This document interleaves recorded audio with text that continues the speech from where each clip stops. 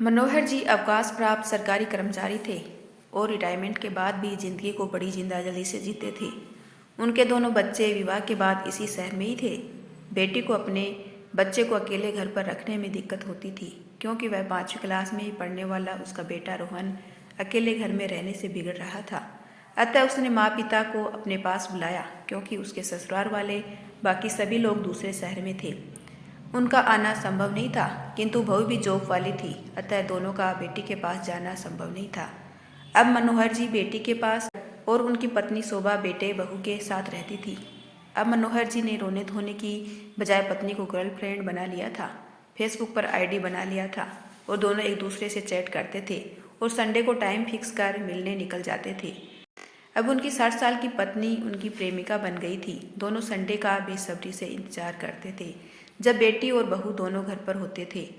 और मनोहर जी और उनकी पत्नी कभी कभी किसी पार्क में, कभी मंदिर आदि में जाते थे और मिलते थे।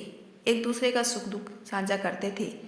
कभी फ्रूट चाट तो कभी कभी लस्सी पीते थे। एक दूसरे की बीपी शुगर रिपोर्ट भी पढ़ते थे। शाम को दोनों अपने अपने घर की तरफ चल देते थे। ये मिलन उन्हें ऊर्जा से भर देता था। हालांकि उनके हम उम्र दुखी आत्मा संगी साथी उन्हें सुखी देख बहुत चिढ़ते थे।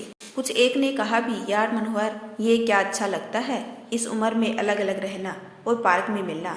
तुम्हारे बेटा बेटी दोनों स्वार्थी हैं। मनोहर जी का जवाब उन्हें निरुत्तर कर देता। वो बोलते, देखो अनुमन, तुम सब अपनी पत्नी के साथ रहते हुए भी एक दूसरे के साथ क्वालिटी टाइम स्पेंड नहीं कर पाते। हम दोनों एक दूसरे से मिलने के लिए हफ्ते भर की प्रतीक्षा में उत्साह से भर जाते हैं, और जो रोमांस गायब हो गया था फिर जीवन में आ गया है। साथ ही अपनी 35 साल पुरानी बीवी के बदले मुझे नई गर्लफ्रेंड मिल गई है। ये तो फायदे का सौदा है।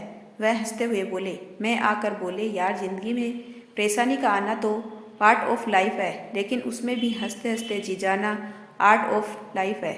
अब बच्चों को कोसने या किस्मत को रोने से बेहतर मुझे यही विकल्प लगा।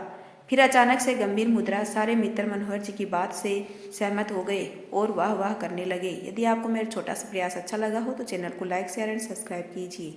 आपका अपना कीमती समय देने के लिए दिल से धन्यवाद।